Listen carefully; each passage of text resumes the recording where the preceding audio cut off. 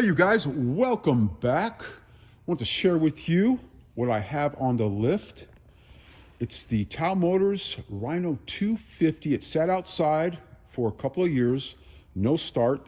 The owner used it for a couple of hours and brought it in here for bringing it back to life, reviving it. Now, it sat outside in the elements, the harsh elements of northern Nevada for the summer and the winter as well. It was uncovered, it was never winterized.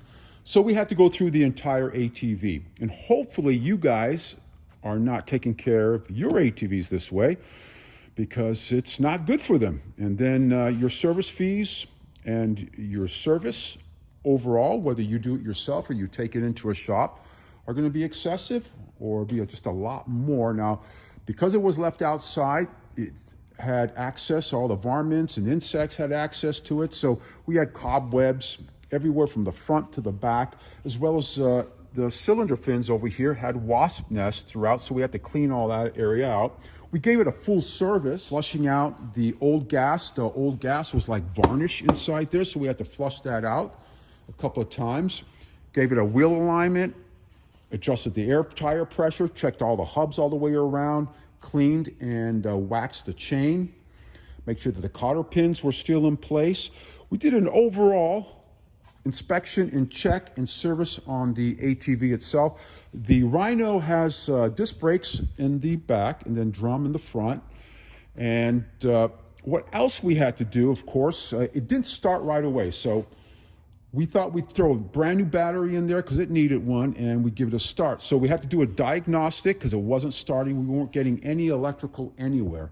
So what we did find, and some of you guys, if you ever come across this situation with buying a used one or anything like that, we did test and we came down to the fact that this was inoperative. Now, obviously, if it was left outside, these aren't the best sealed switches here on the ATV, so we had to replace this switch over here because the old one was corrosive, obviously was left outside, and so this was defective. Now once we replaced this, we were able to get it going. Then we gave it a full service. As I mentioned before, it did need a carburetor replacement. The carburetor was gone. So again, with the gas being left inside here, it turned into varnish. We had to flush that out and clean out the tank, as well as we put a brand new carburetor. It's the PZ27 that it takes, you guys, and with new gaskets on it as well, and replace some of the fuel line on it as well.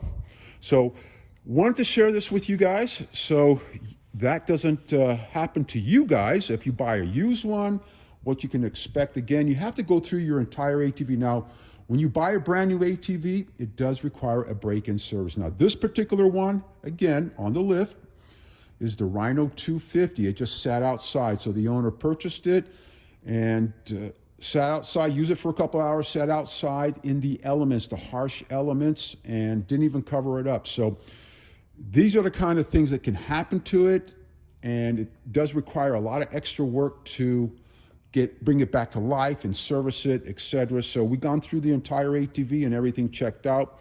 Everything's running well right now, starts right up. And let's see if we can get it going right here. We'll turn on the key. All right, and then we'll give it a little start here. All right, you guys.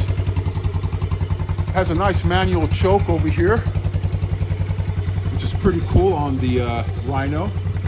Thumb access on it. So there you guys have it. We weren't able to do that when it came in, of course, because the battery was gone, and even after the fact that we started it, we tried to start it and it just wouldn't go because the had a bad key switch over here. So hope all is well and you guys understand this. Want to share this with you, and we'll see you guys soon. Take care.